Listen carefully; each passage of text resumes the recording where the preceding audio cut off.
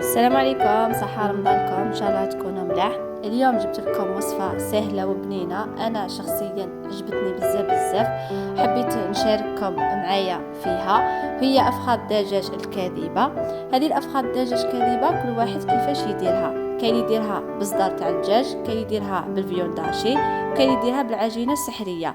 انا اليوم درتها بالصدر تاع الدجاج وان شاء الله تنال اعجابكم. دوكا نروحوا نشوفوا طريقه التحضير والمقادير تاعها.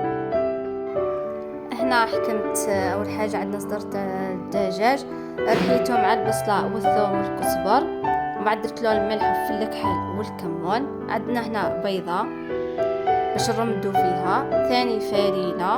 هنا عندنا 3 خطوات باش نرمدو الخليط نتاعنا. فرينه، عندنا هنا خبز المرحي، عندنا اعواد خاصه بالفخذ الدجاج. حنا كلينا الدجاج وخلينا وعندنا هنا الخبز دوزنتو، درت له الملح في الكحل الكمون.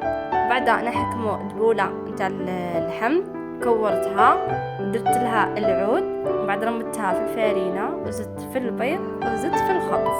هذه هي الخطوات نتاعنا. بعد ما رمدناهم هذا هو الشكل النهائي. هنايا كاين طريقتين، طريقة تقدميها كمقبلة، وطريقة ثانية تقدميها كطبق رئيسي. هنايا درتهم في زوج، يعني في طريقتين. هنايا الطريقة الأولى تفوريهم ومن بعد تقليهم تقدميهم كمقبلة. ثاني شيء تقليهم ومباشرة ديرهم في الصوص الحمراء أو الصوص البيضاء، هذا الاختيار يبقى لك. المهم هذه الوصفة تتقدم على 3 مراحل. مرحلة كمقبلة، أو ديريها في صوص حمراء ولا صوص بيضاء، وشهية طيبة. نتمنى لكم إن شاء الله تعجبكم هذه الوصفة، وما تنسوناش بدعواتكم ليا.